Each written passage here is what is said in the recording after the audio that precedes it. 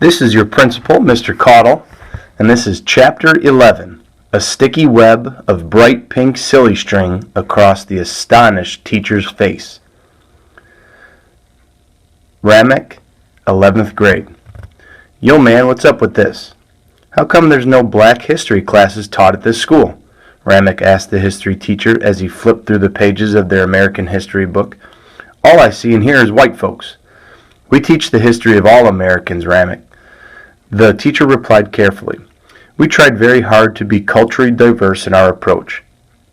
Where? Ramek asked bluntly. I see a picture of some slaves, and 300 pages later I see Martin Luther King. Did anybody black or Hispanic do anything important in all that time? The teacher changed the subject, saying it was time for class to begin, but Ramek seethed inside. He had recently helped organize a group at school called the United Students Organization with Ahi and Amiri Baraka, sons of the famous poet Amiri Baraka and another student named Hassan.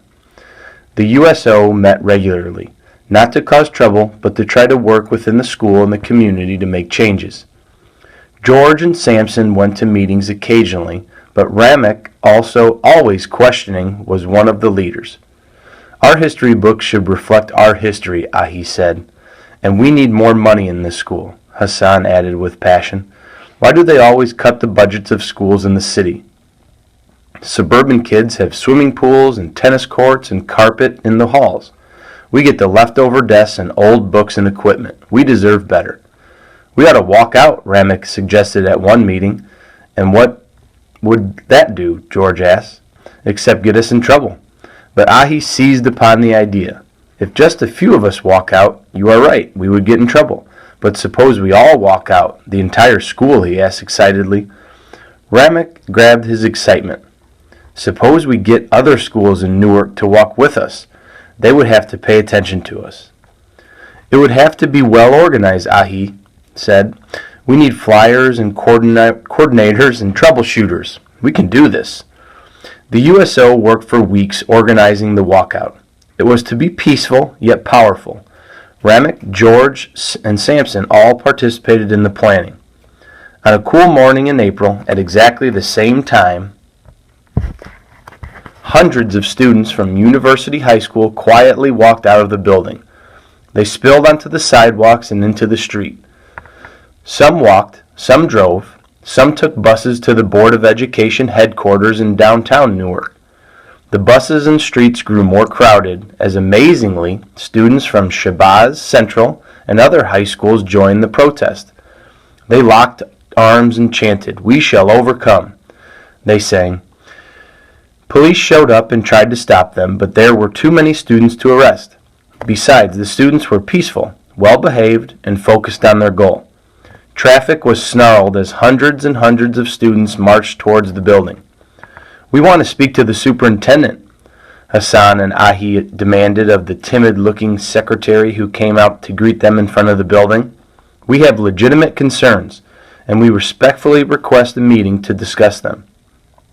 The secretary scurried back inside with the message. Of course, the superintendent refused to come out of his office. Students grew impatient and began pushing.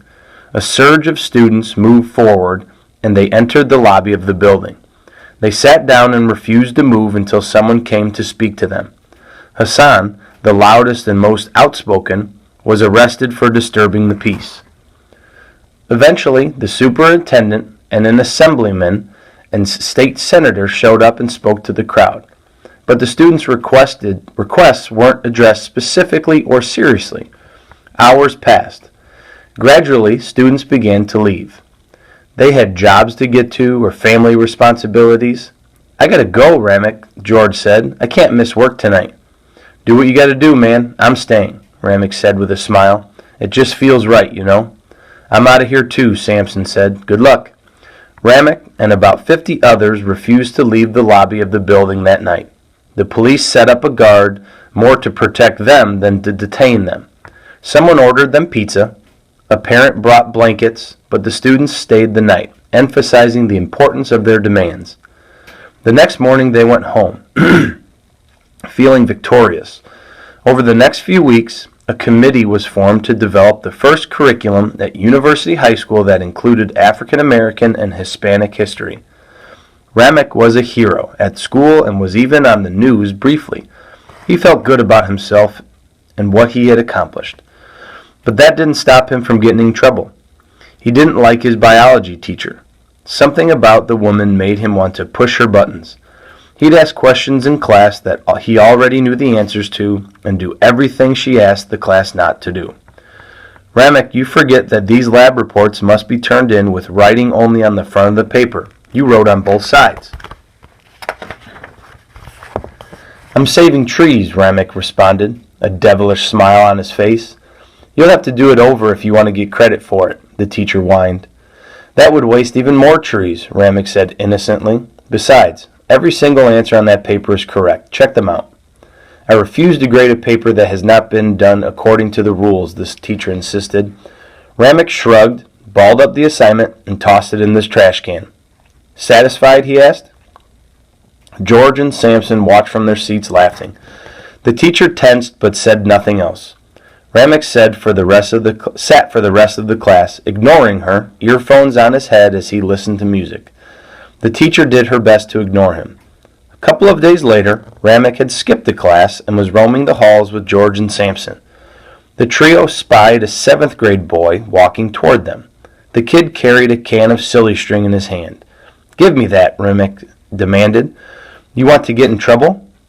He was much bigger than the kid, and the very presence in the hallway of a group of juniors was enough to make the boy toss the can to Ramick and scurry away in the other direction. Ramick laughed and tossed the can from George to Samson, with no particular purpose in mind. Suddenly he said, Let's go see the biology teacher.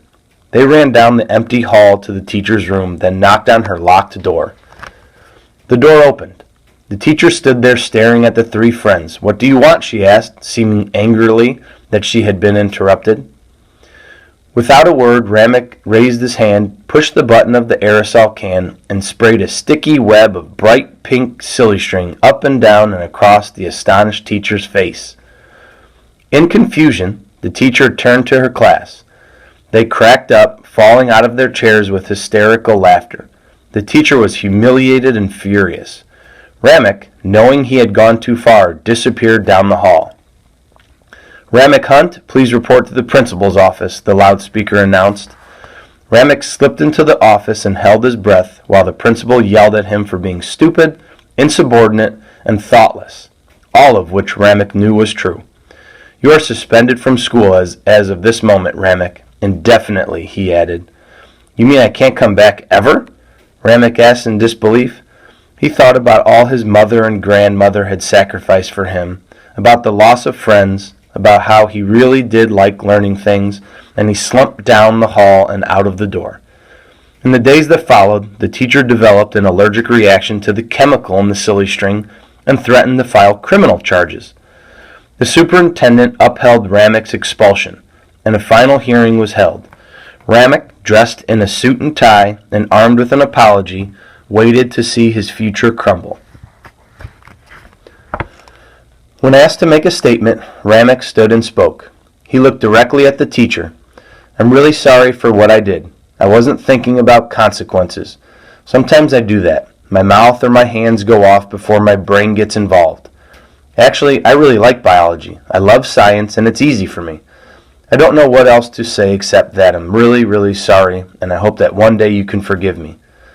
The teacher, whose face was slightly swollen from the chemical reaction, said nothing and looked the other way. Ramick sat down. Sure, he was doomed to roam the streets of Newark, another dropout with nothing to do. Then the teacher asked to speak. Inwardly, Ramick groaned. She walked with dignity to the front of the room. She did not look at Ramick, but spoke directly to the superintendent of Newark schools, the same man that Ramick and his friends had made demands of just a few weeks before. Don't expel him, she said quietly. Ramick looked up in surprise. He's an over-enthusiastic teenager. Yes, he's thoughtless and foolish, but he's also one of the brightest students I have. Let him come back to school. Ramick could not believe his ears. The superintendent, after a long and thoughtful deliberation, decided to listen to the teacher. Ramek was allowed to return to classes, a thankful, quieter, and more cooperative student, at least for a while. A conversation with Dr. Ramek Hunt. Foolishness and understanding. Silly string almost changed my life. That was a really foolish thing for me to do. I thought what I did was funny, and so did my friends. It kind of made me feel good, but while my friends were laughing, I was the one who got into big trouble. I never thought ahead to what might happen if I did something. I just acted on the first thought that came into my head, and that was usually a bad idea. It took a long time for me to learn that inappropriate activities always brought negative consequences. I certainly wasn't laughing when I was about to get kicked out of school. I was very lucky. When I was in that meeting with my biology teacher, I thought it was over. I was really sorry, but to be honest, I was most concerned about what would happen to me if I got kicked out of school. I wanted to take it back more than anything in the world. When she asked them to pardon me, I was very thankful. I also had a newfound respect for her. She wasn't as bad as I thought. Maybe she understood the thoughtless, impulsive behavior of kids more than I knew. Sometimes, however, sudden decisions can be good if the results are positive. Our decision to protest what we believed to be an unfair practice in our school resulted in social awareness for a group of energetic teenagers and cultural improvement for our school. If I had spent more energy in high school trying to improve the lives of others instead of making a nuisance of myself, I might have learned a lot earlier the importance of making a positive difference in the world.